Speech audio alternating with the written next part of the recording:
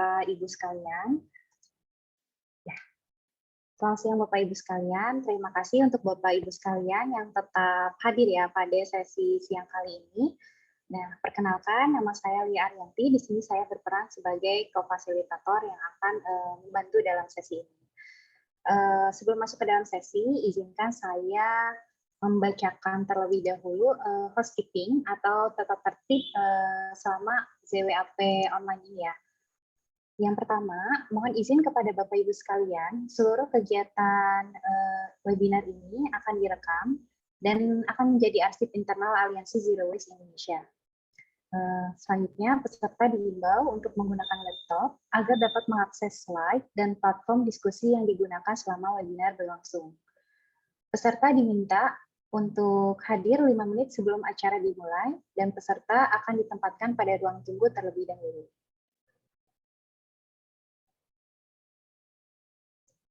Selanjutnya, kegiatan ini akan coba dimulai tepat waktu ya Bapak Ibu sekalian. Dan ini untuk ID peserta dalam webinar ini harus menggunakan format sebagai berikut. Nama utama, lembaga atau instansi, kota atau kabupaten.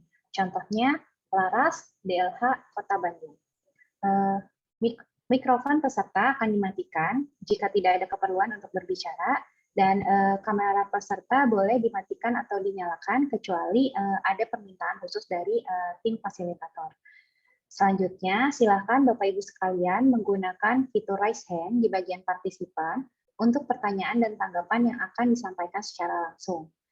Peserta dipersilahkan untuk memberikan informasi melalui fitur direct message terkait keluhan atau kesulitan mengenai hal-hal teknis kepada tim teknis yang bertugas pada hari ini.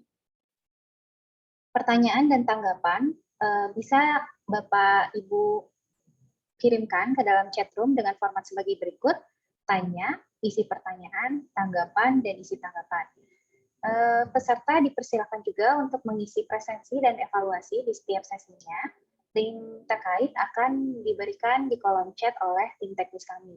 Nah, berikut adalah kontak person yang dapat dihubungi selama rangkaian kegiatan Zero Waste Academy Policy Online yang berlangsung. Di sini adalah Laras dengan nomor telepon 0838 2117 2388 atau melalui email laras@ypbb.or.id. Nah, izinkan saya membacakan profil fasilitator pada sesi siang kali ini. Sesi siang kali ini kita akan mendapatkan materi mengenai sistem penanganan sampah yang akan dibawakan oleh Bapak David Suta-Surya. Beliau merupakan lulusan sarjana biologi IPB, dan di YPBB sendiri beliau menjabat sebagai direktur eksekutif YPBB. Nah, beliau juga selain di YPBB, beliau juga aktif sebagai tenaga ahli Satgas Citarum dan sebagai penyusun kebijakan maupun produk kebijakan di wilayah dampingan YPBB. Nah, kita masuk ke dalam sesi. Di sini sesi sistem penanganan skala kota kabupaten. Nah, izinkan saya terlebih dahulu untuk membacakan topik pada siang hari ini. Jadi, siang hari ini kita akan membahas, akan mengasah keterampilan dasar mengenai desain sistem operasional pengolahan sampah. Dengan kita akan berdiskusi kelompok dulu nih, Bapak Ibu sekalian. Nanti teknisnya akan saya jelaskan. Terus nanti juga di sini kita akan mendapatkan materi terkait dengan dasar sistem penanganan sampah, dampak kebijakan pada sistem penanganan sampah, dan penanganan sampah secara terdesentralisasi. Pada pelatihan kali ini, di sini akan menitik beratkan pada penanganan dan daur ulang sesuai dengan kewenangan kabupaten kota. Nah, kita langsung masuk aja ke dalam diskusi kelompok ya Bapak Ibu sekalian. Jadi pada bagian pertama kita akan berdiskusi kelompok mengenai desain sistem operasional di daerah masing-masing. Jadi Bapak Ibu sekalian nanti akan di-invite ke dalam grup-grup kecil, akan dibagi ke dalam grup-grup kecil yang nanti akan masuk ke dalam breakout room. Nah, apa yang harus dilakukan oleh Bapak Ibu sekalian? Mungkin sebelumnya jika panduan ini sudah di-share ya ke Bapak Ibu sekalian di grup, Bapak Ibu bisa langsung menampilkan gitu ya, menampilkan gambaran sistem yang sudah dipersiapkan. Nah, tapi apabila belum gitu, nanti Bapak Ibu sekalian diminta untuk menggambarkan sistem operasional pengolahan sampah sesuai dengan kondisi masing-masing menggunakan alat tulis masing-masing. Jadi Bapak Ibu bisa menggambar pengolahan sampah, sistem pengolahan sampah di daerah masing-masing. Lalu nanti Bapak Ibu sekalian bisa mempresentasikan sistem pengolahan sampahnya. Nah, di sini tujuannya Bapak Ibu bisa sharing ya dengan kabupaten kota lain. Nanti hasil diskusi tersebut digambarkan lagi dalam slide yang sudah disediakan oleh kami, di mana di sana harus tergambar aliran sampahnya, tahapan dalam pengolahan sampah, dan sarana prasarana yang digunakan oleh Bapak Ibu sekalian ya di masing-masing daerah. Nah, nanti proses diskusi ini akan berlangsung selama 30 menit. Nanti proses diskusi akan dibantu oleh tim fasilitator kelompok. Di sini jika Bapak Ibu sekalian melihat gitu ya, sudah ada teman-teman sudah ada teman-teman yang akan membantu ya. Di situ ada fasil kelompok untuk kelompok 1 sampai kelompok 7. Nanti setiap fasil akan membantu proses diskusi, akan memanage waktu dalam diskusi kecil tersebut, dan fasil kelompok yang akan menggambarkan diagram operasional kepada slide yang sudah disediakan oleh kami.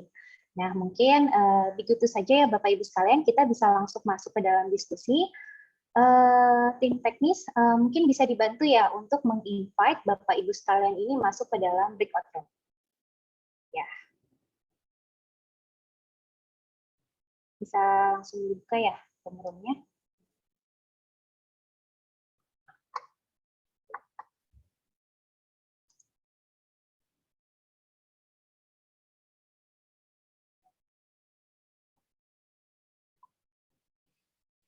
Nanti apabila ada ini ya Bapak Ibu sekalian, ketika dipindahkan ke room gitu, nanti Bapak Ibu sekalian bisa langsung masuk gitu, join untuk ke room tersebut.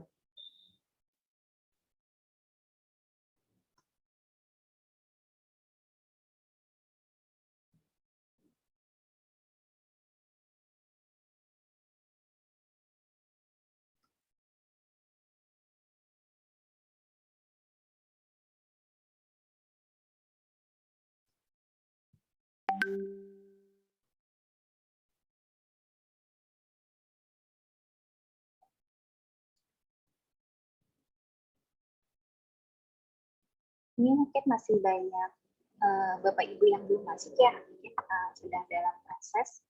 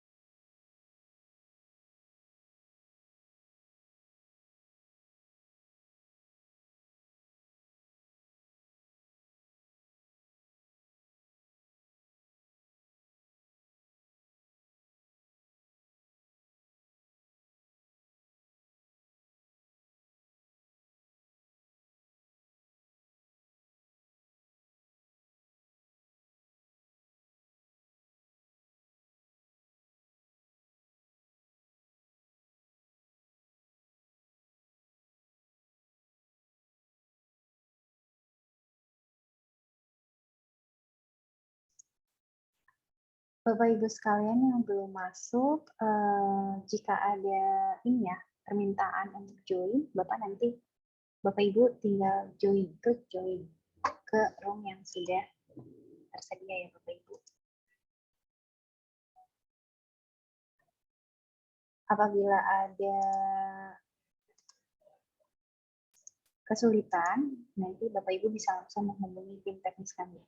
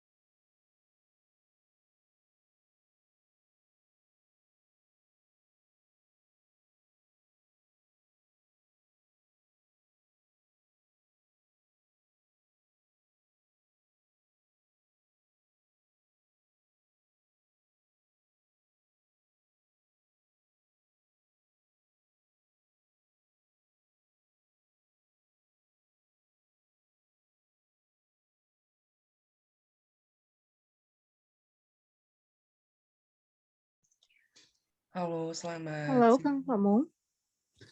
Ya, ini Budian. Oh, gimana, Ras?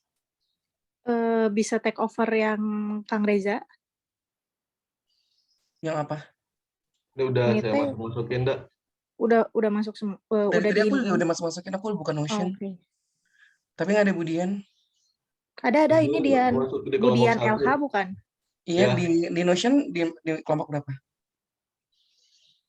Namanya nggak, abisnya aku Ctrl F nggak ada. Dia di sit in di kelompok 1 yang itu mah Oke. nggak ada nama Dian sebenarnya. Nggak ada nama Dian, cuman Ih, Dian Prasetyo. Pause lagi, Ras. we.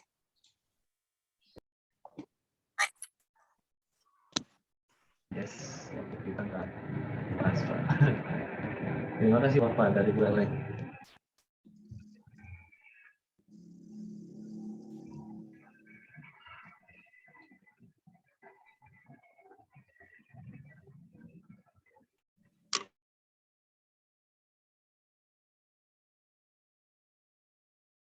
Ya Bapak Ibu sekalian, ini kita udah masuk ke main room ya.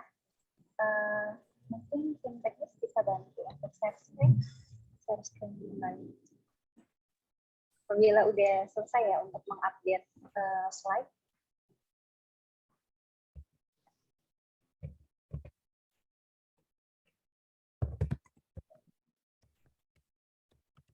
Oke, nah pada sesi pleno kali ini akan langsung difasilitasi oleh Bapak David. Jadi remote-nya bisa langsung diberikan ke Pak David ya. Gimana Pak David, udah standby? Udah ada? Udah siap? Oke. Sebentar. Wah, maaf.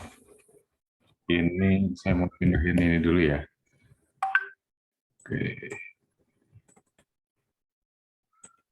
Pemung remote controlnya dilepas dulu sebentar coba.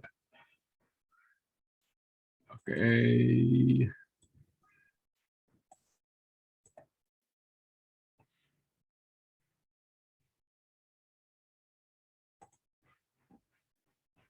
Ya, bisa kita coba lagi ya.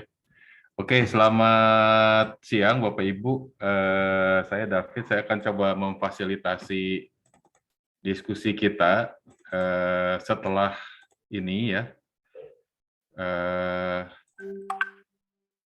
Sebentar. Nah, sudah ya? Kok jadi kecil lagi ya? Sebentar dulu, Pak. Ininya enggak ini. Ya, silakan. Sudah refresh juga ya ininya, sudah di bahan presentasinya. Oke, nanti mungkin saya juga minta bantuan fasilitator kelompok ya untuk membantu memperjelas kalau ada yang mau saya tanyakan. Nah, kita mulai dari kelompok 2 ya. Saya tadi sempat masuk kelompok 2, 3, 4 mungkin ya. Terus waktunya keburu habis. Nah, kalau saya lihat di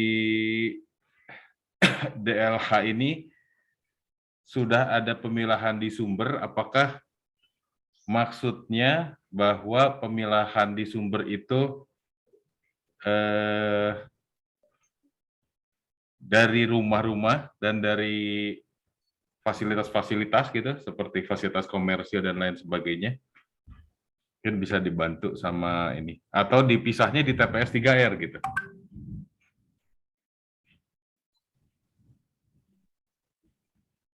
Mungkin fasilitator kelompok 2 bisa bantu? Halo, Pak. Ya.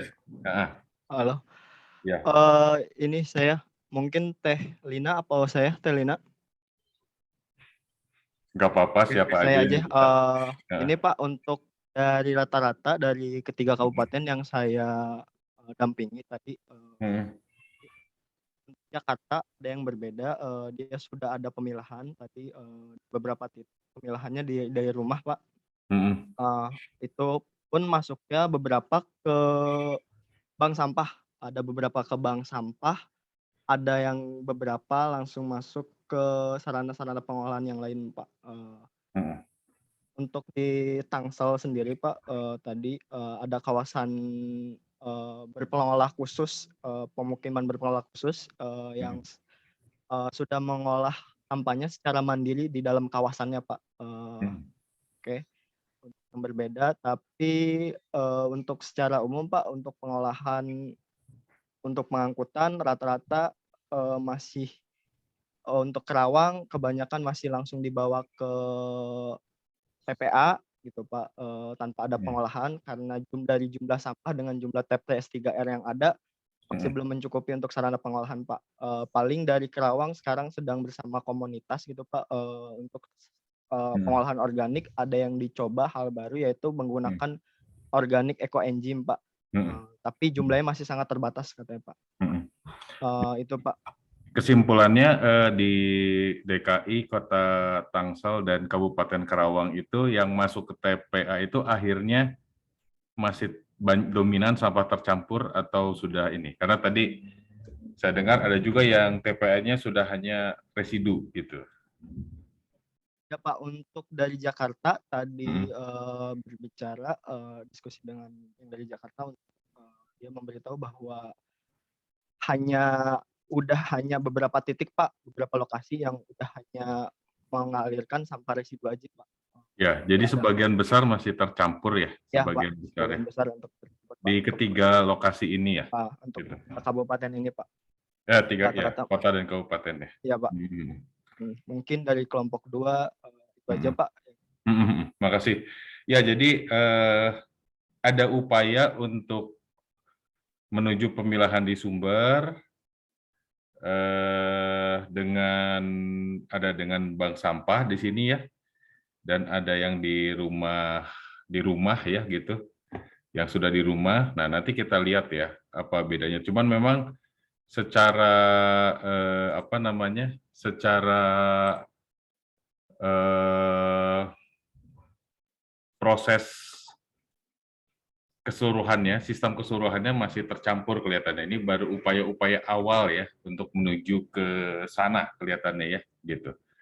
Dan ini cenderungnya di sumber ya.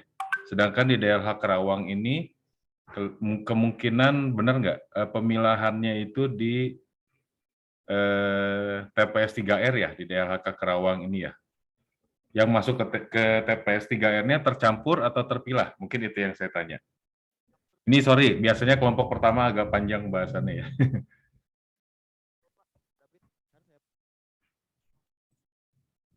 Gimana?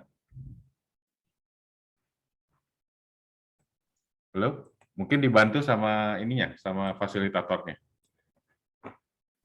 Atau kalau ini open mic juga boleh dari salah satu peserta kalau ada yang bisa apa namanya present.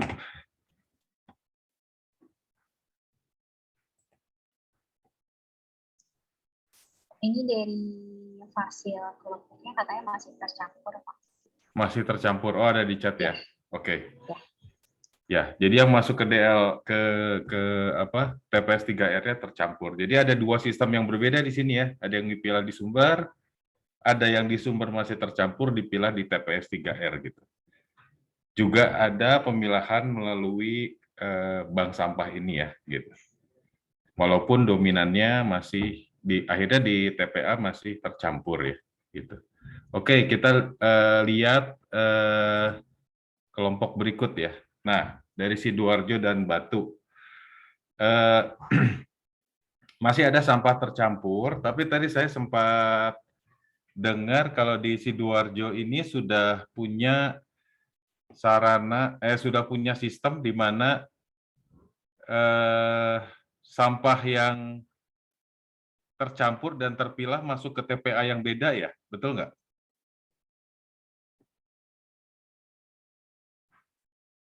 Siapa yang bisa bantu?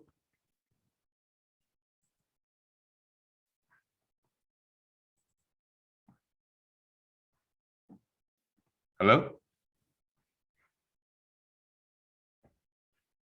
Dari fasilitator kelompok 3?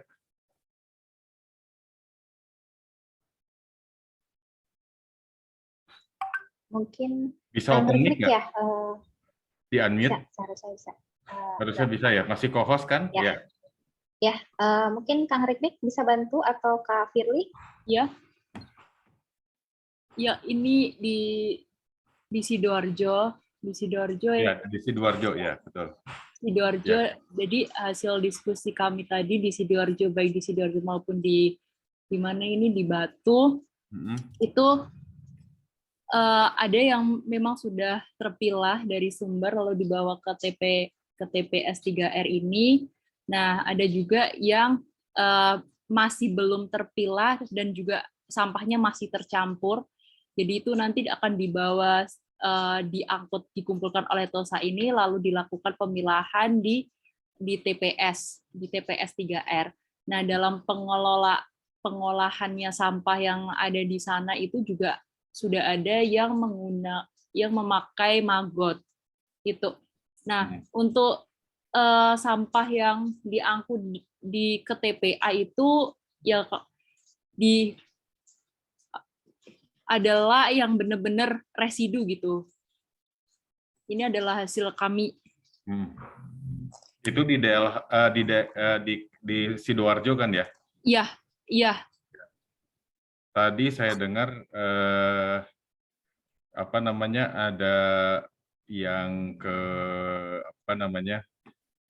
ada pembedaan antara sampah residu dan sampah tercampur itu ke TPA yang beda gitu.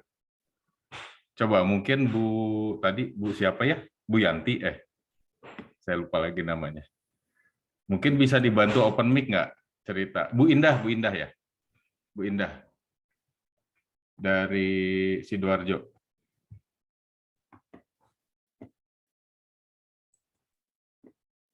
Bisa dibantu open mic nggak? Bu Indahnya on nggak? Sudah diberikan akses, Pak? Oh ya. Ini semua masih bisa open mic ya? Oh, Bu Indahnya mungkin nggak on ya? Karena gini, kalau misalnya... Halo. Ya, Bu? Iya. Baik, Pak. Selamat siang, Pak David. Selamat siang, Bu. Mohon izin. Ya, silakan, Bu. Terima kasih, Pak. Saya Bu Indah, Pak. Terima kasih atas kesempatan ini yang luar biasa. Sudah kami sampaikan bahwa kami memang masih memanfaatkan TPA lama kami yang memang sudah dalam kondisi overload sebetulnya, Pak. Ketinggiannya sudah hampir 20 lebih gitu ya, Pak, 25 meter lebih. Tapi kan Sidoarjo juga mendapatkan bantuan dari pusat ya untuk new landfill, sehingga yang kami masih memanfaatkan itu. Jadi sehingga beberapa angkutan armada kami yang sudah terpilah bisa langsung masuk ke yang New Landfill Pak, yang di sebelah timur, ya, karena kami betul-betul berharap bisa melakukan penanganan dengan baik di TPA.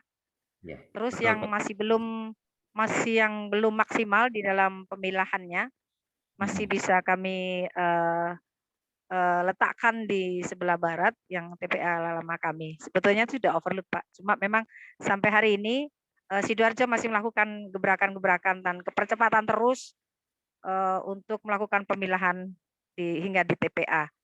Kalau sudah nanti New Landfill ini sudah mulai launching dari kementerian dan sanitary landfill sudah bisa dilakukan, memang gampang ya Pak ngomongnya, ya. Ya. Mudah-mudahan hanya residu atau memang sudah nol sampah di TPST 3R kita, ya kan, seperti itu Pak. Jadi gambarannya untuk saat ini Sidoarjo seperti itu. Jadi yang terpilah langsung udah masuk ke New Landfill. Di sana ada banyak peralatan yang sudah siap gitu, dan yang masih belum maksimal di dalam pemilahannya. Memang ada yang beberapa armada yang seperti itu dari TPST dan kami letakkan di sebelah barat TPA New Landfill kami. Jadi TPA-nya masih uji coba ya? Iya Pak, belum launching ya. seperti Tapi sudah mulai diisi lah gitu ya. Sampun Pak, mulai tanggal bulan apa ya? Agustus kalau nggak September Pak, bulan September 21. Ya. Jadi kalau sebetulnya sistem yang dilakukan di Sidoarjo ini salah satu yang juga kami rekomendasikan ya Bapak Ibu ya untuk dilakukan dalam proses transisi. Jadi kita bekerja dengan 2 sistem sementara ya gitu ya, pelan-pelan nanti dominannya ke residu gitu, hanya residu. Jadi nanti gambaran sistemnya adalah kalau saya boleh coret-coret ya di sini ya. Kita coret-coret dikit. Nanti gambaran sistemnya berarti di Sidoarjo itu kan punya 2 TPA ya gitu ya. Jadi anggap aja ini TPA gitu ya. Mungkin TPA. 1 Pak nantinya. Nantinya ke depannya maunya 1, tapi sementara Iya, Pak. Ya, 2. Iya, karena belum maksimal di pemilahan residunya. Ya, saat ini seperti itu, dan saya pikir Bu dalam perencanaan mungkin masih agak lama ya Bu ya, nggak bisa langsung switch semuanya ya, 100% kan, betul nggak Bu ya? Iya, Jadi Pak. di dalam perencanaan kita bisa mungkin menerapkan, misalnya kalau Bapak Ibu nanti membuat perencanaan baru, membuat rencana induk misalnya, kita bisa buat bahwa misalnya selama 5 tahun ke depan masih kita akan bekerja dengan 2 TPA, di mana akan ada dua sistem nanti ya. Misalnya yang truk ini adalah tercampur ya ke sini ya, sedangkan yang pick up ini residu gitu ya. Nah kan, jadi punya 2 sistem. Dari yang sistem terpilah di sini, dia akan masuknya ke satu pengangkutan tersendiri ya, udah mengenal sistem pengangkutan terpilah, dan akan ke TPA yang berbeda, yang tercampur ke TPA yang lama, yang harusnya tipping fee-nya lebih mahal tadi saya dengar Bu ya. Kita bisa menerapkan itu juga. Itu salah satu strategi yang bagus ya. Dan nanti dalam gambaran sistem kita berarti kita punya 2 jalur gitu untuk jenis sampah yang berbeda.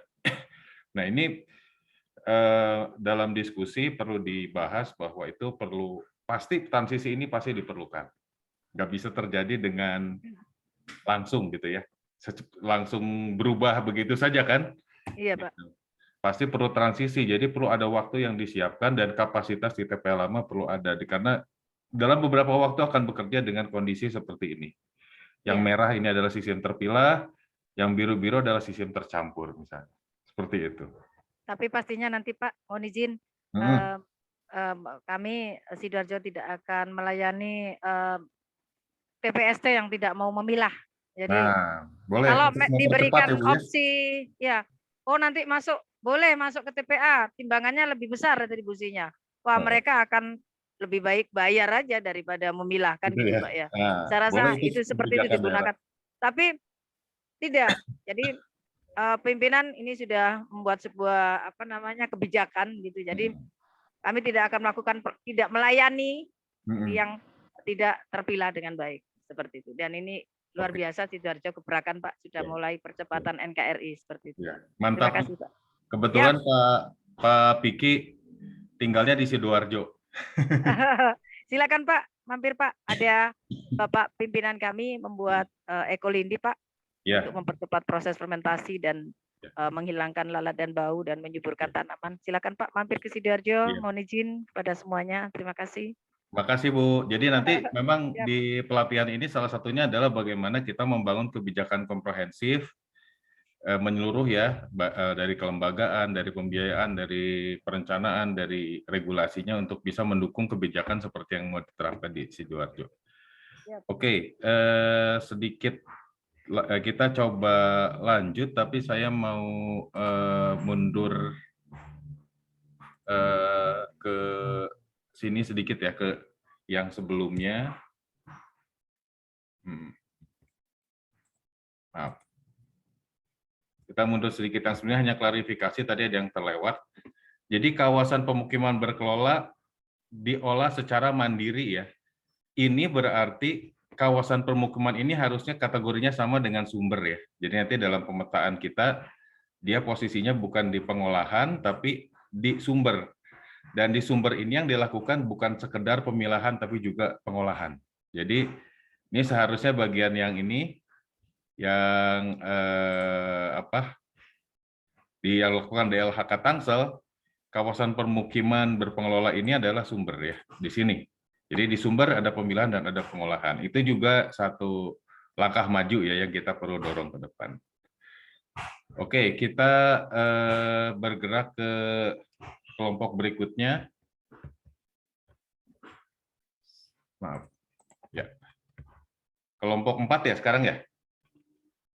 Nah, saya mau tanya untuk kelompok 4, apa yang cerita yang berbeda dari yang tadi? Ada nggak yang unik?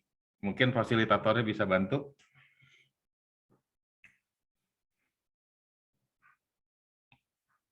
Karena yang kelihatan di layar kelihatannya mirip-mirip ya, gitu.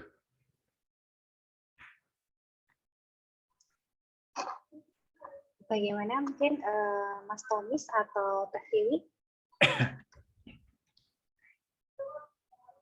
Mas Tonis, bagaimana Mas Tonis? Ada yang berbeda, cerita yang khusus, unik untuk kelompok 4?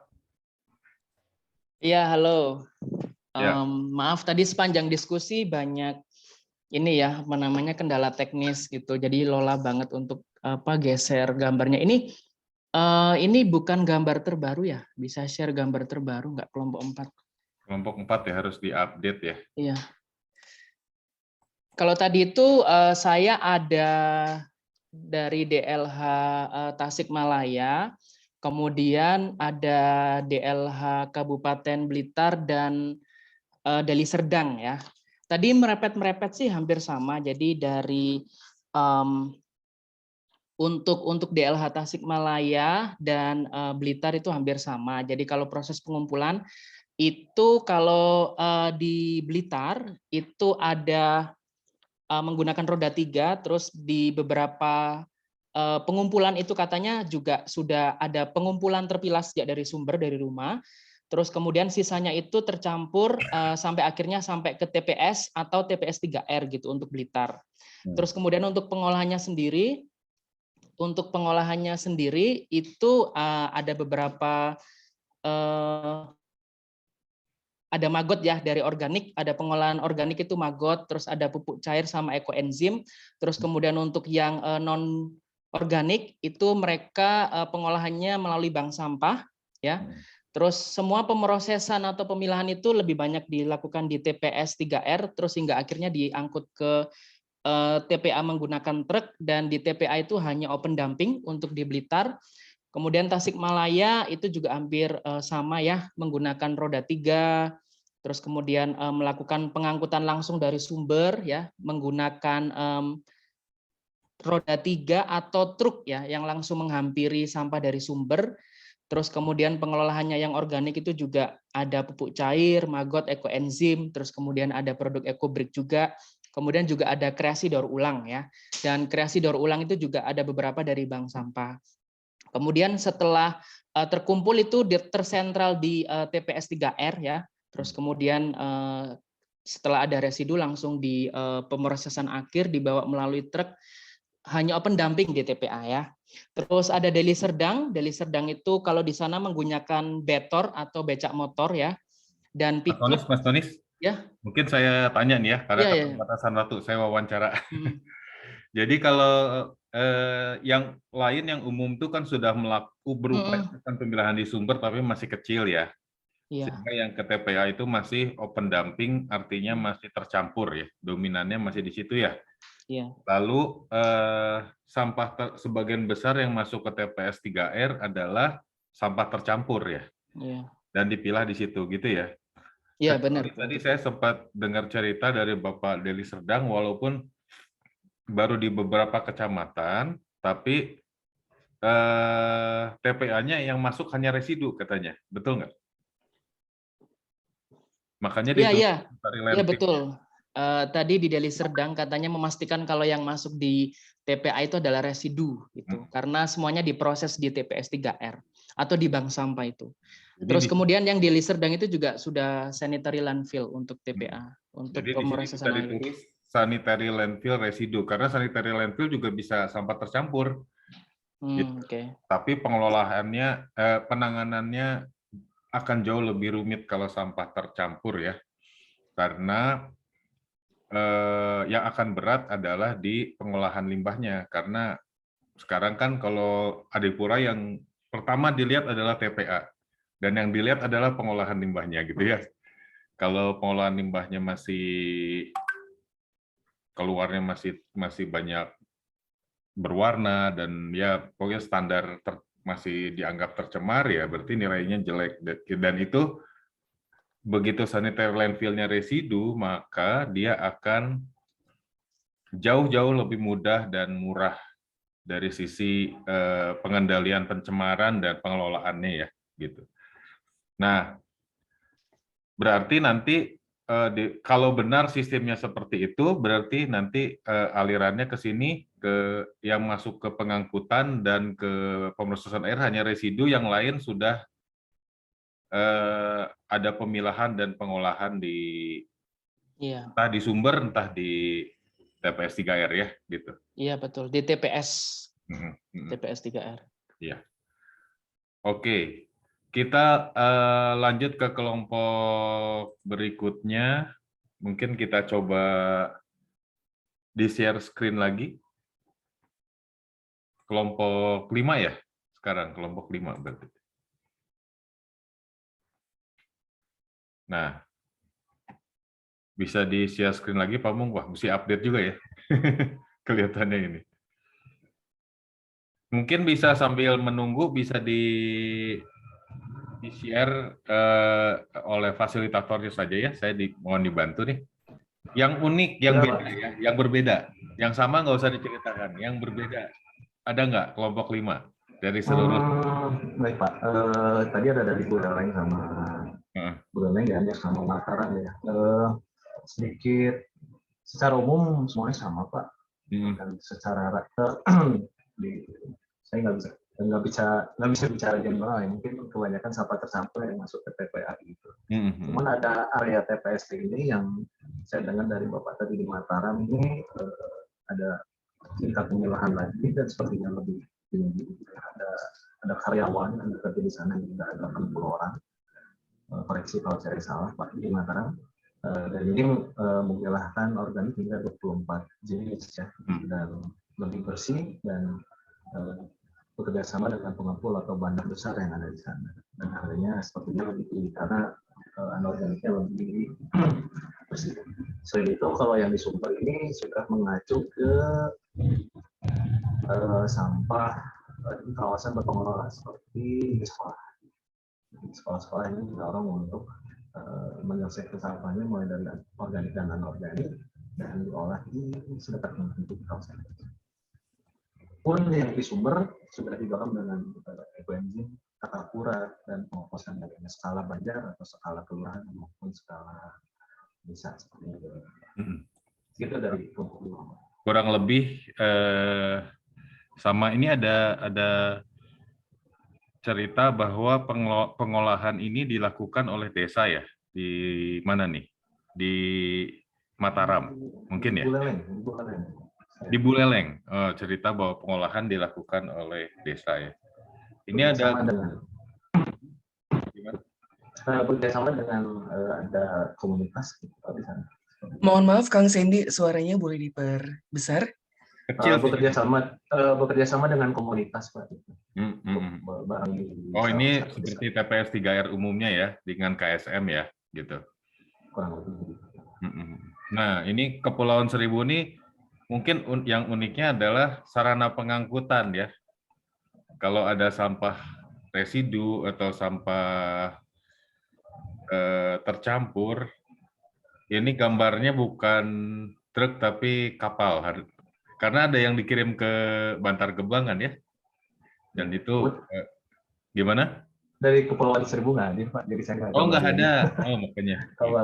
Cuma dari itu ya. Berarti dari daratan semua. Betul, Pak. Pulau-pulau besar. Oke. Terima kasih. Kita lanjut ke kelompok berikutnya. Mesti diupdate lagi. Kelompok berikutnya apa nih? Mungkin udah beda ya judul kelompoknya nih. Dari yang hadir di kelompok berikutnya adalah ini sekarang kelompok 6 ya. Kelompok 6 ya. Yang hadir dari mana saja? Sini sih yang kecatat dari Tabanan dan Badung ya. Bali semua ya? Iya, tadi yang hadir ada 3, Pak, dari DLH Tabanan, Buleleng, dan juga Gianyar. Sebenarnya ceritanya mirip-mirip ya, Pak ya. Maksudnya masalah sampahnya masih sama, sampah di sumber masih mixing waste, sampah tercampur, kemudian juga di TPA penanganannya open dumping begitu.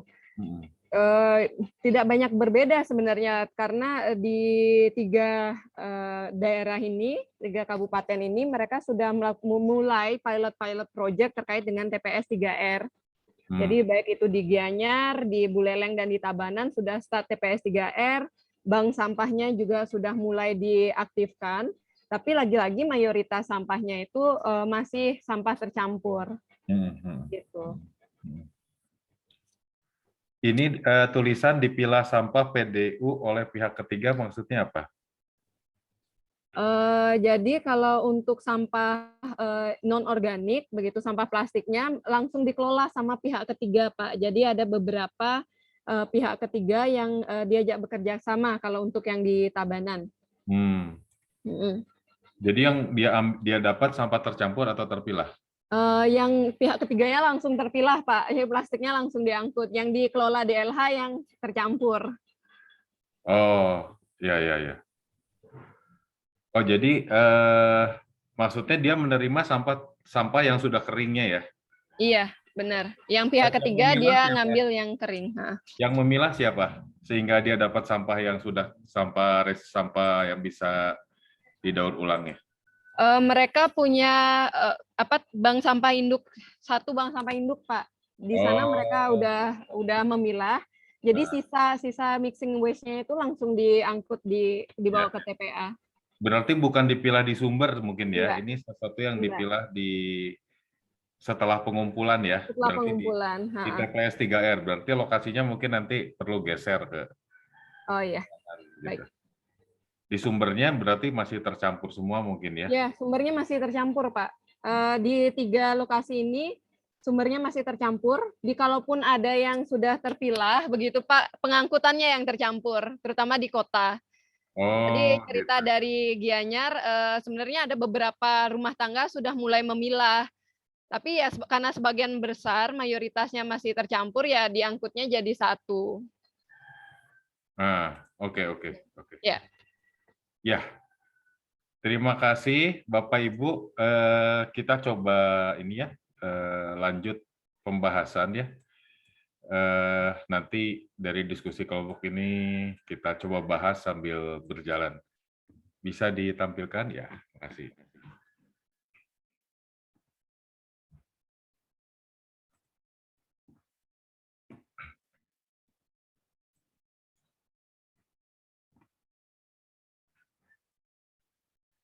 Nah, jadi tadi kita sudah coba inilah ya melihat atau mencoba secara sederhana dulu di awal tentang bagaimana kita melihat sebuah sistem pengelolaan sampah gitu ya.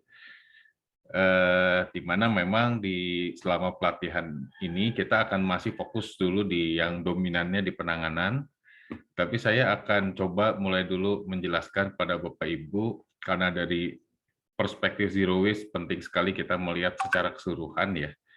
Jadi sistem pengelolaan sampahnya sendiri seperti apa kalau kita melihat secara keseluruhan gitu. Nah, tentu saja kita berangkat dari regulasi kita ya dalam melihat, karena nanti kalau Bapak Ibu ke negara lain mungkin ceritanya akan sedikit beda lagi gitu ya, akan sedikit beda. Sebetulnya ceritanya mungkin mirip tapi penamaannya akan sedikit beda gitu, ada perbedaan lah. Jadi kita penamaan di dalam pelatihan ini mengacu kepada apa yang ada di regulasi sehingga kita terbiasa menggunakannya gitu ya. Suka atau tidak suka ya gitu ya. Ada juga yang nggak suka dengan istilahnya, tapi karena itulah istilahnya ya kita harus terbiasa menggunakan, kecuali kalau nanti regulasinya berubah. Nah, kalau kita lihat di undang-undang udah mulai membagi ada pengurangan dan penanganan ya, Bapak Ibu sudah tahu itu, di mana di PP 81 diperjelas mengenai definisi definisi dari setiap kegiatan ini ya secara lebih jelas ya Bapak. Ada definisi pemilahan itu proses mengelompokkan misalkan. Saya pikir Bapak Ibu udah tahu lah definisi ini ya. Pengumpulan adalah mengambil dari sumber ke TPS dan TPST, kemudian pengangkutan, membawa sampah dari sumber menuju TPA, pewadahan, pewadahan itu adalah pengadaan wadahnya sendiri gitu ya, terutama di sumber, kemudian pengolahan, dan pemrosesan akhir. Nah, kita sudah bahas di Zero Waste Academy pertama juga sebetulnya, bahwa pengolahan ini adalah mengubah karakteristik sampah gitu ya, yang nanti bisa menuju ke daur ulang atau tidak menuju ke daur ulang gitu. Kalau zero waste pasti akan bicara bahwa pengolahan itu harus menuju ke daur ulang. Nanti kita akan bahas setelah ini ya. Tapi intinya adalah karakteristik sampah berubah dari sisi komposisi, jumlah ya, struktur kimianya ya, karakteristik gitu. Kemudian apapun yang melakukan itu adalah pengolahan. Dan lalu ada pemrosesan akhir, bagaimana sisanya itu bisa ditempatkan ke suatu media secara aman bagi lingkungan. Nah, tadi kita sudah mulai mencoba sebetulnya membuat gambaran bahwa semua kegiatan yang kita bahas di sini itu adalah kegiatan yang saling kait-mengait gitu ya, di mana kita tahu bahwa dari sumber ke TPS ada pengumpulan. Jadi kita perlu di kepala kita sebagai pengelola sampah, kita tahu ada kegiatan itu yang terjadi. Siapapun yang melakukan nanti kalau kita bicara kelembagaan. Tapi kita perlu menjamin, karena pemerintah harus menjamin seluruh pengolahan sampah, berarti kita harus memastikan bahwa terjadi pengumpulan sampah gitu. Kemudian di TPS. Jadi ini semua berurut gitu ya. Jadi pengumpulan, kemudian dari sumber pengumpulan ke TPS, dari TPS nanti kegiatannya namanya pengangkutan, dari pengangkutan masuk ke TPA. Dan ini semua adalah tahapan-tahapan yang ada di regulasi yang kalau kita dalam perencanaan kita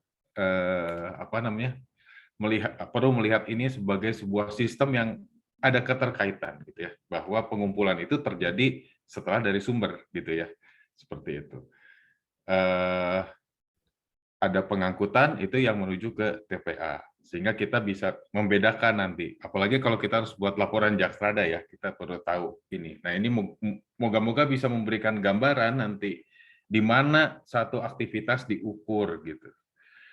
Nah, lalu ada pemilahan, kegiatan pemilahan. Nah, pemilahan itu terjadi di mana? Nah, pemilahan itu bisa terjadi di sumber, bisa terjadi di TPS. Ya tadi kita udah dari diskusi kelompok ya. Kita lihat ada yang melakukan pemilahan di sumber, ada yang melakukan pemilahan di TPS, bahkan ada pemilahan yang bisa dilakukan sambil melakukan proses pengumpulan gitu ya. Dan semua itu pemilahan bisa terjadilah di semua tahapan ini. Gitu. Jadi kurang lebih itu saling keterkaitan dari rangkaian kegiatan ini ya secara umum. Nanti kita pada saat kita mengawal pekerjaan konsultan misalnya ya, mengerjakan sebuah rencana induk misalnya, atau membuat perda, jadi kita udah ada sedikit pemahaman lah ya tentang rangkaian tersebut. Gitu.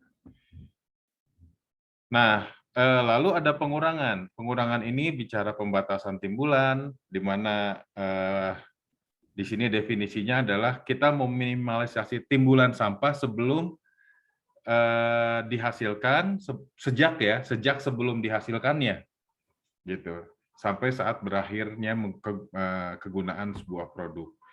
Kemudian ada pendaur ulangan sampah di mana di pendaur ulangan sampah ini adalah upaya memanfaatkan sampah setelah melalui hasil pengolahan. Jadi kalau yang kita olah dimanfaatkan hasil pengolahannya itu disebut daur ulang.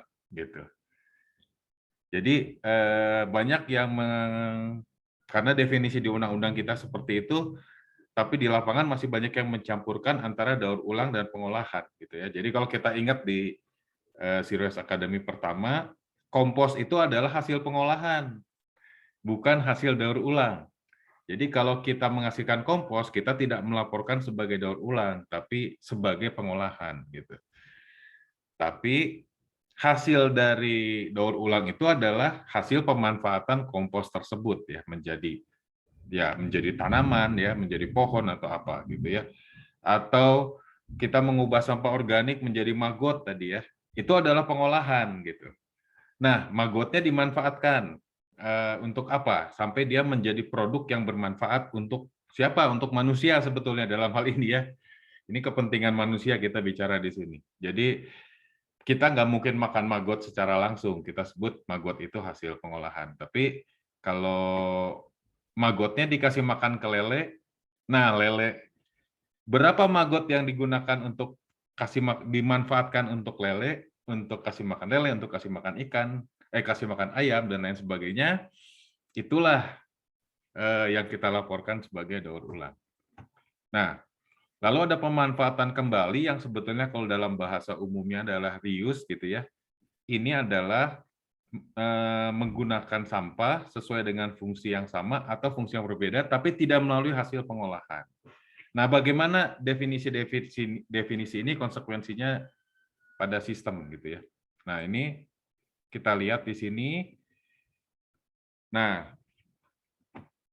di Sirius Academy yang pertama segmen 1 kita sudah belajar soal ini ya, bahwa dalam melihat pengelolaan sampah, kita harus melihat mulai dari ekstraksi, produksi, distribusi, konsumsi, dan pembuangan akhir, di mana sebetulnya yang disebut penanganan sampah yang Bapak Ibu biasa tangani sehari-hari itu hanya panah yang terakhir ya, sejak sampah keluar dari sumber ke pembuangan akhir ini gitu ya, kalau masih ada sisa gitu.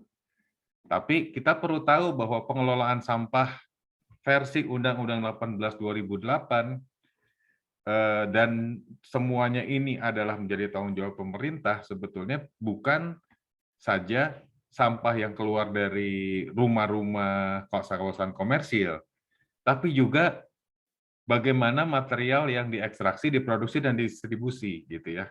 Karena tadi ada kegiatan yang namanya pembatasan timbulan, yaitu pengurangan semua ini ya, kegiatan ekstraksi, produksi, distribusi. Ini harus dilakukan sedemikian rupa sehingga sampah yang dihasilkan oleh sumber sampah itu sesedikit mungkin.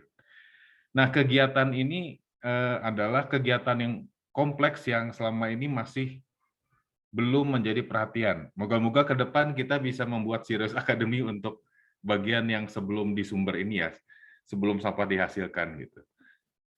Kita sekarang hanya bahas yang panah terakhir ini gitu ya, di pelatihan ini plus sedikit tambahan yang nanti kita akan bahas. Nah, jadi kalau kita bicara apa itu pengurang, kondisi yang di dalam definisi pembatasan timbulan itu sebelum sampah dihasilkan, adalah yang sebelum dari sumber ini. Jadi kalau kita lihat, sebagian besar urusan untuk memastikan sampah yang ke TPA ini sesedikit mungkin, sebetulnya ada proses yang panjang sebelumnya harus dikelola oleh pemerintah gitu. Nah, ini mungkin salah satu dasar mengapa di Kementerian Lingkungan Hidup sudah mulai membagi pengurangan dan penanganan pada direktorat yang berbeda gitu. Mengingat begitu kompleksnya urusan menangani sebelum sampah yang dihasilkan ini. Nah, tadi seperti saya jelaskan, daur ulang itu apa? Daur ulang itu adalah kalau sampah yang dihasilkan dari sumber diolah sedemikian rupa sehingga bisa dimanfaatkan kembali sebagai bahan baku. Gitu ya. Namanya yang diukur adalah jumlah bahan baku kan ya gitu. Kompos itu bahan baku. Pelet hasil pengolahan plastik ya, itu adalah bahan baku. Mungkin logam-logam, blok-blok logam yang hasil dari daur ulang aluminium atau hasil daur ulang kaca juga ya, mungkin yang bentuk awalnya sebelum jadi produk itu adalah semua hasil pengolahan. Nah, bagaimana kita bisa memastikan daur ulang itu terjadi? Ini juga akan jadi topik dari pelatihan saat ini. Agar hasil pengolahan ini yang sudah hasil proses penanganan ini bisa minimal mendukung upaya pengurangan dari sisi daur ulang. Sehingga menjadi bahan baku kembali. Ini akan kita bahas agak dalam besok ya, gitu. Nah, ini produksi ini gambarnya adalah pabrik, sebetulnya juga bukan hanya pabrik, tapi isinya adalah juga sawah, ladang dan lain sebagainya ya kalau kompos dimanfaatkan. Sapi misalnya itu atau lele gitu ya yang hasil dari yang memakan maggot misalnya itu juga adalah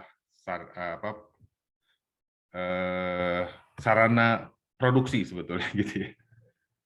Mungkin ini freeze ya di sana ya, Pak Mung? Iya, Pak. Mesti di-refresh dulu. Atau pindah ke saya gitu ya? Boleh, Pak. Ini apa sih? File-nya kegedean. Iya, ya. Terlalu berat. Mungkin di sana juga sama ini, jangan-jangan. Nanti kita lihat ya, kita coba ya.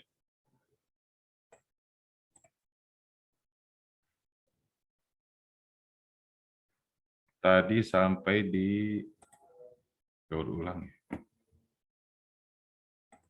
Oke.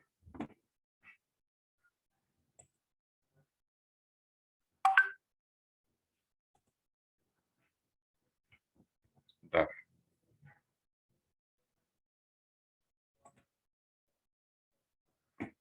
Semoga lancar.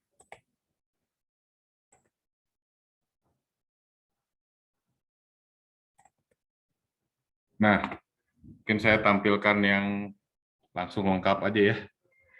Jadi tadi daur ulang ada di sini, kemudian ya tadi itu gambar yang mana ya sebentar. Maaf, saya agak lost juga. Ini ya daur ulang. Nah, gambar yang lengkap adalah kalau daur ulang itu dari konsumsi balik ke produksi, maka ada gambar yang lebih lengkap di mana apa yang disebut circular economy sebetulnya ya, itu adalah gambar lengkap seperti ini. Daur ulang adalah dari konsumsi ke distribusi, daur ulang itu ada dari konsumsi ke produksi lagi ya, dengan catatan tadi ini sawah, ladang, dan lain sebagainya. Kemudian nanti masuk lagi ke apa, jadi produk yang masuk dikonsumsi kembali dan mutar terus. Itu satu lingkaran gitu. Tapi kita punya lingkaran yang disebut pemanfaatan kembali juga ya, gitu. Ini yang tanpa hasil pengolahan, di mana dari hasil konsumsi ini ada barang-barang yang bisa dipakai lagi tanpa diolah, atau apa namanya, spare part misalnya ya. Ada fasilitas pembongkaran yang dilakukan. Ini cerita aja, tapi kita nggak bahas dalam sekarang. Jadi ada fasilitas pembongkaran yang dilakukan ya, misalnya pemerintah mengumpulkan, biasanya yang besar-besar tuh berjadwal gitu ya, kalau di luar negeri yang sudah ada sistem ini, misalnya kulkas, kemudian TV, dan lain sebagainya, itu dikumpulkan ke satu tempat, dibongkar, dan barang spare part yang bisa dipakai lagi itu dijual dengan sistem penjualan tertentu untuk proses reparasi, untuk proses kadang-kadang membangun satu alat baru ya, dan sebagainya. Nah, itu yang disebut dengan pemanfaatan kembali atau reuse gitu ya. Nah, ini jadi atau botol-botol ada juga yang kalau zaman dulu kita kalau beli kecap, botol-botol itu bisa kita kembalikan lagi langsung, dan nanti masuk ke pabrik digunakan lagi untuk tempat gitu ya. Jadi ini dari konsumsi langsung ke distribusi, langsung ke konsumsi lagi. Jadi ini circular ekonomi yang lingkarannya lebih kecil, dan ini yang sebetulnya lebih efisien gitu.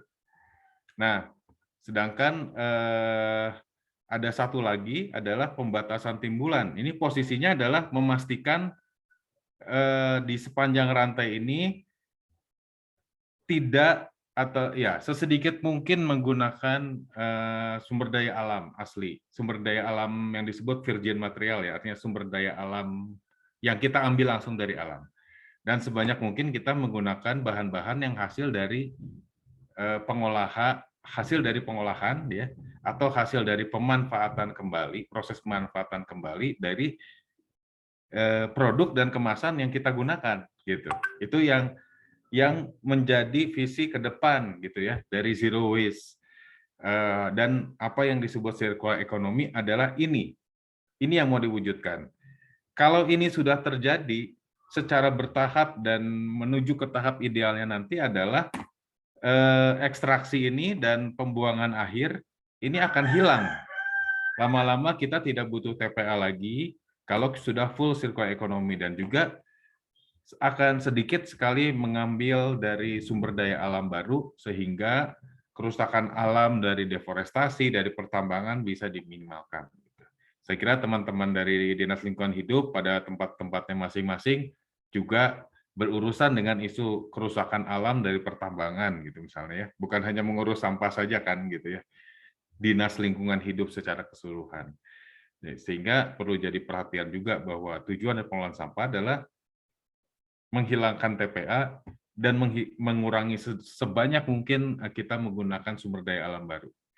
Menuju kepada, jadi ekonomi masa depan itu adalah ekonomi yang berbasis pada hasil pengolahan untuk daur ulang dan hasil pemanfaatan kembali. Itu adalah visi ke depan kita gitu ya, circular economy. Nah, sehingga nanti hilang sama sekali. Tidak ada lagi pengambilan baru dari alam, atau kita minimalkan dan meminimalkan sekali atau tidak ada lagi. Sebenarnya visi zero waste adalah tidak ada lagi yang namanya TPA gitu ya ke depan gitu. Dan sebetulnya dalam pembuatan perencanaan harusnya mengarah ke sana. Nah, ini dilakukan dengan sebuah sebuah paket gitu ya, paket kebijakan yang perlu kita terapkan gitu di daerah, di mana kita ini yang saya perlihatkan ini bisa dikatakan template lah ya dari paket kebijakan untuk menuju kepada zero waste gitu. Nah, yang di sebelah kanan ini adalah dalam jangka pendek tujuannya adalah mengurangi sampah ke TPA 80%. Kenapa ini bisa dilakukan? Yang sudah kita bahas juga di segmen pertama, bahwa sebagian besar atau kira-kira 80% sampah kita itu bisa didaur ulang karena 60%-nya sampah organik, 20%-nya sampah non-organik yang bisa didaur ulang. Tinggal 20%-nya yang masuk kategori sampah lainnya yang akan masuk ke TPA gitu ya. Atau dalam bahasa sehari-harinya residu gitu. Nah, bagaimana 80% ini dicapai? Paket program kerja. Paket programnya adalah pemilahan, daur ulang, pengomposan, pemanfaatan kembali. Jadi ini semua akan menjadi pemanfaatan kembali hasil pengolahan maksudnya ya, gitu ya. Jadi ini semua yang akan menjadi paket programnya gitu. Dan yang sebelah kiri itu adalah langkah yang lebih jangka panjang, tapi menuju kepada zero waste yang sepenuhnya gitu ya, di mana kita melakukan kegiatan pemanfaatan timbulan dan pemanfaatan kembali dalam arti reuse gitu ya. Nah, yaitu kita melakukan, contohnya kegiatan yang bisa dilakukan di kewenangan Bapak Ibu di tingkat pemerintah daerah, kota, kabupaten, bisa melakukan pengurangan dan pelarangan kemasan dan produk sekali pakai ya, kemasan dan produk sekali pakai. Itu bisa dilakukan di dalam kewenangan Bapak Ibu dan sudah banyak yang mulai melakukan gitu ya, karena pemerintah daerah bisa mengatur perdagangan gitu. Nah, dalam hal ini berarti perlu ada kolaborasi dengan sektor perdagangan gitu ya, dan perindustrian. Dan untuk produk-produk yang sifatnya lokal bisa melakukan kegiatan desain ulang produk dan kemasan sehingga semuanya bisa didaur ulang dan juga harus efisien gitu. Jadi paket kebijakan inilah yang kalau kita hitung-hitung secara kasar dalam jangka pendek menengah sebetulnya 10% sampah tuh bisa dikurangi dari 20% ini, setengahnya gitu ya.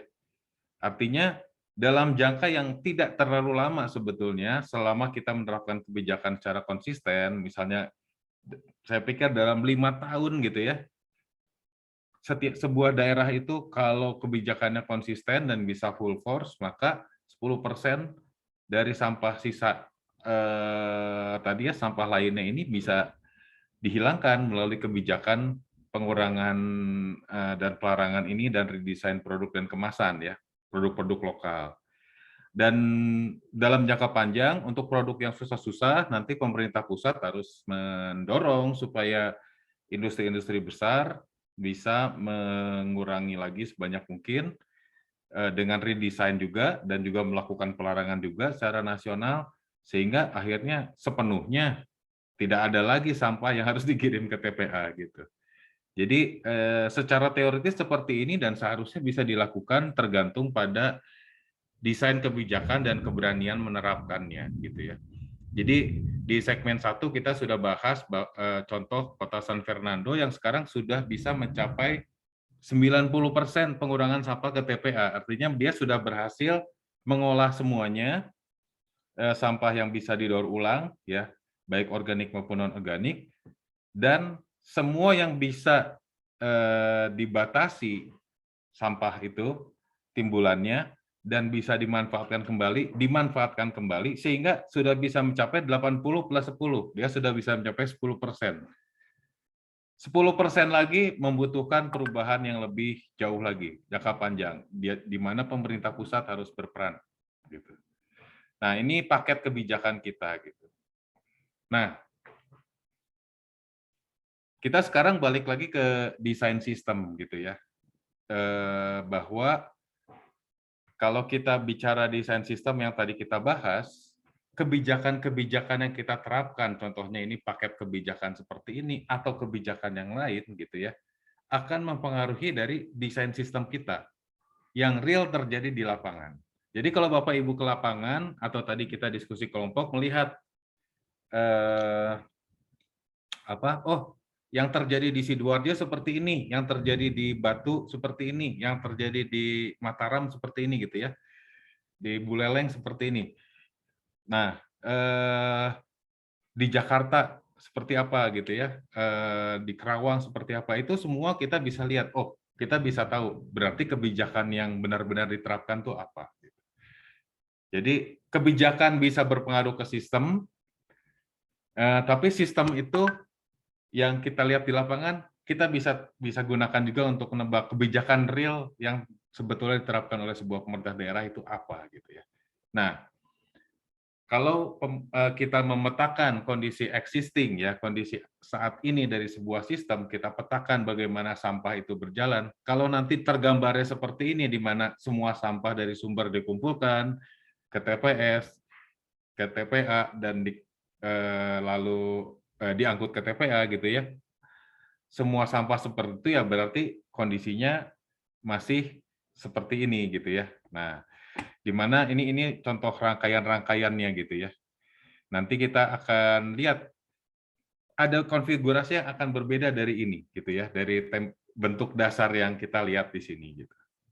Nah, kita perlu lihat bahwa pemerintah daerah sesuai dengan kebijakan pemerintah pusat harus menetapkan kebijakan pengelolaan sampah gitu ya. Jadi ini ada kebijakan-kebijakan dasar dari pemerintah pusat di mana harus ada menurut PP 81 dan lalu dilanjutkan dengan Perpres 97 harus ada yang namanya kebijakan dan strategi, dan harus jelas tertulis di situ sebetulnya arah kebijakan pengurangan penanganan sampah di suatu daerah seperti apa. Baru dari situ ada program dan target. Nah, ini hanya snapshot saja, Bapak Ibu pasti udah hafal ya. Nah, ini contoh-contoh kebijakan yang bisa dirumuskan di dalam dokumen-dokumen pemerintah daerah ya, misalnya naskah akademis, nanti kalau kita membuat perda atau membuat rencana induk. Ya, ini contoh kalimat-kalimatnya bisa mendorong terlaksananya pemilihan di sumber, meminimalkan sampah yang diproses akhir, dan lain sebagainya ada di slide ini. Ini contoh-contoh rumusan kebijakan. Dan kalau zero waste, seharusnya ada kalimat ini, bahwa pengelolaan sampah kita kembangkan untuk secara signifikan minimalkan konsumsi sumber daya alam, emisi karbon, dan pencemaran bahan beracun dari sistem ekonomi yang ada di daerah tersebut. Jadi pengelolaan sampah itu untuk merubah sistem ekonomi sebetulnya. Bukan sekedar ngumpulin sampah, ada hal yang strategis dari pengelolaan sampah. Kalau kita lihat tadi pembahasan yang sebelumnya ya, yang saya sudah jelaskan sebelumnya. Nah, sekarang kita lihat ini, contoh-contoh bagaimana kebijakan pengelolaan sampah ini bisa mempengaruhi desain sistem, gitu ya. Jadi ada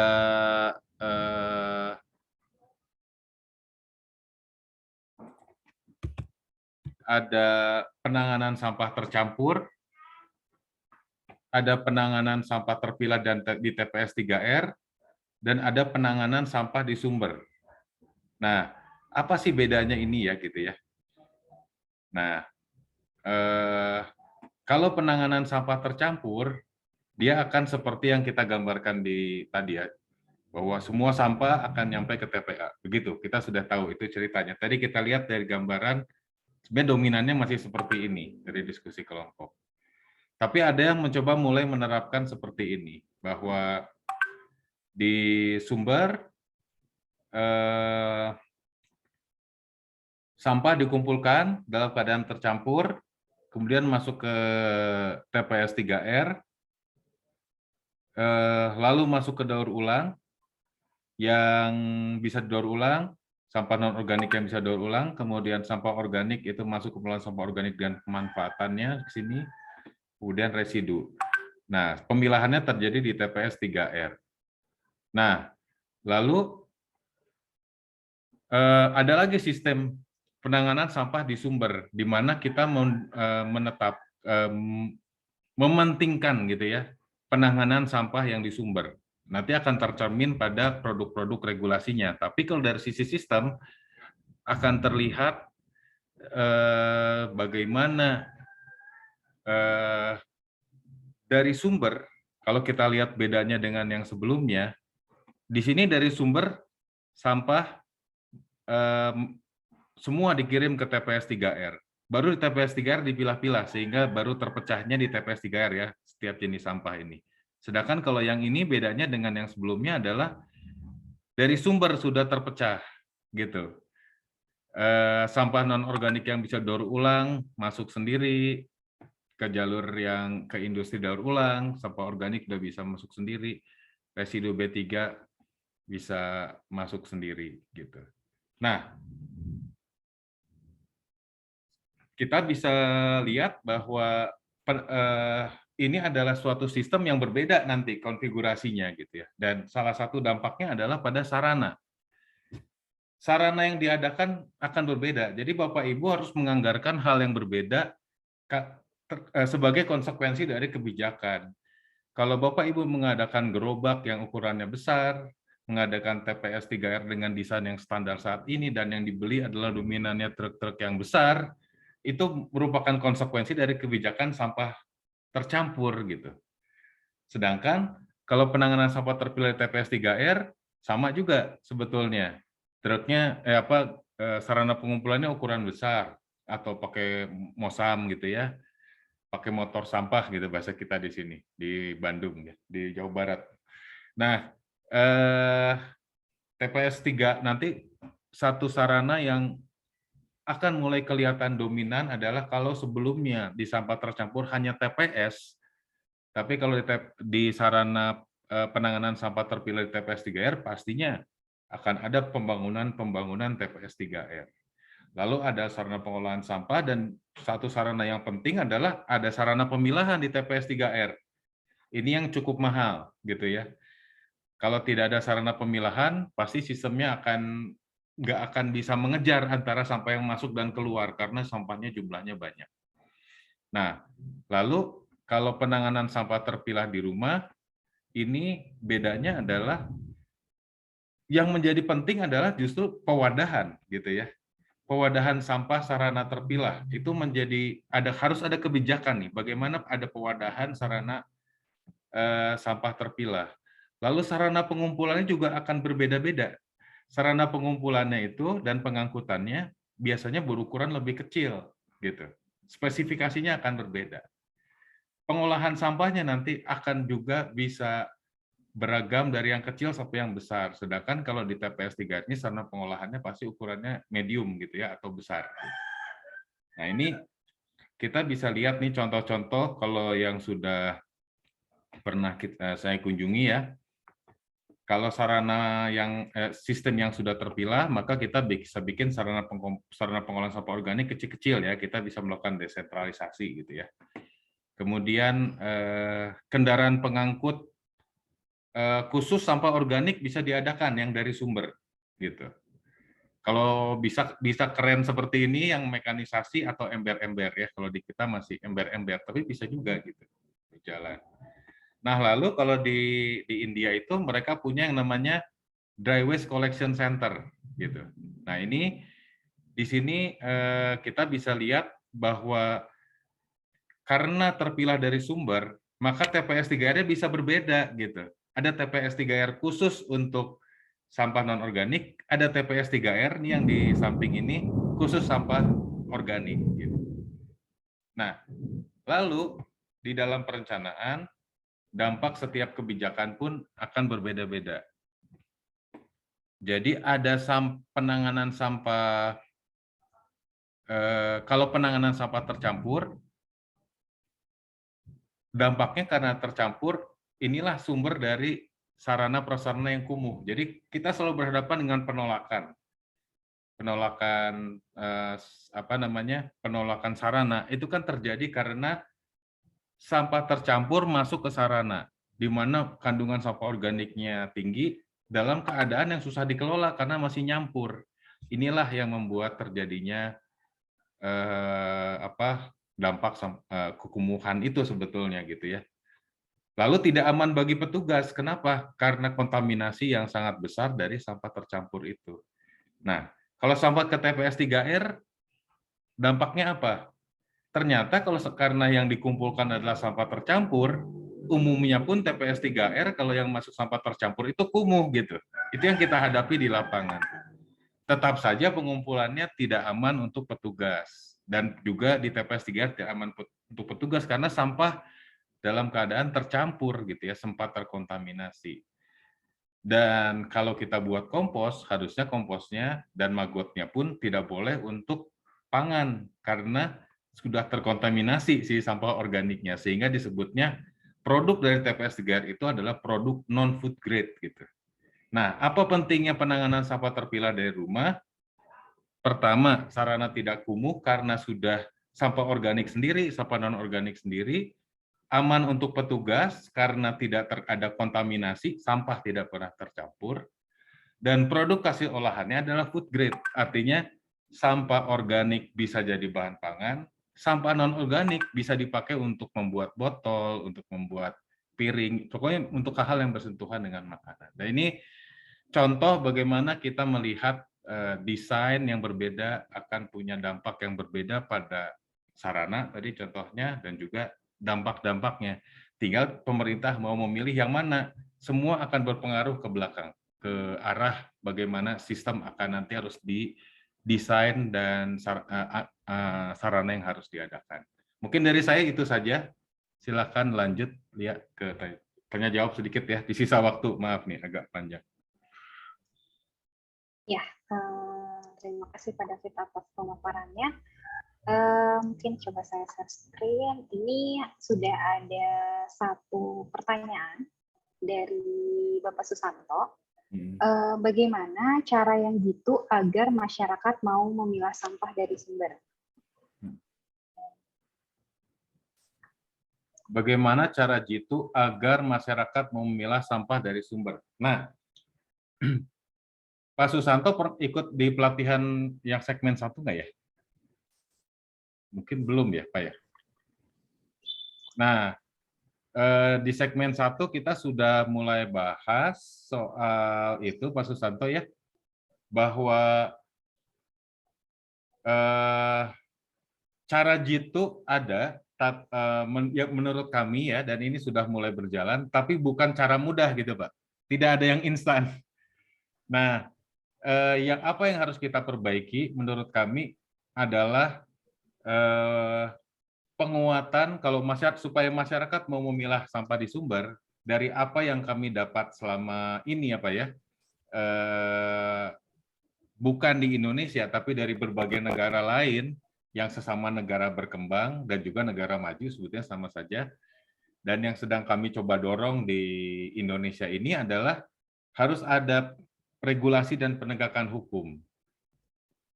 Kenapa regulasi dan penegakan hukum penting? Karena kalau kita ingat di segmen pertama, bahwa kita tahu sumber sampah itu banyak.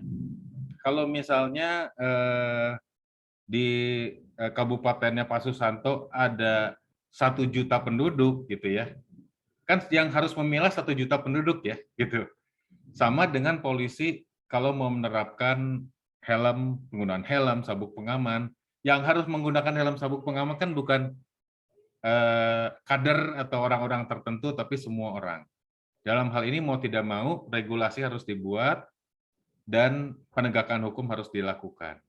Nah, nanti di pelatihan ini di sesi kesekian, saya lupa sesi berapa. Nah, hari Kamis ya, hari Kamis akan kita bahas mengenai bagaimana sistem, bagaimana regulasi bisa kita buat, dan contohnya yang sudah kita lakukan di daerah dampingan Zero Waste City seperti apa. Itu Pak Susanto.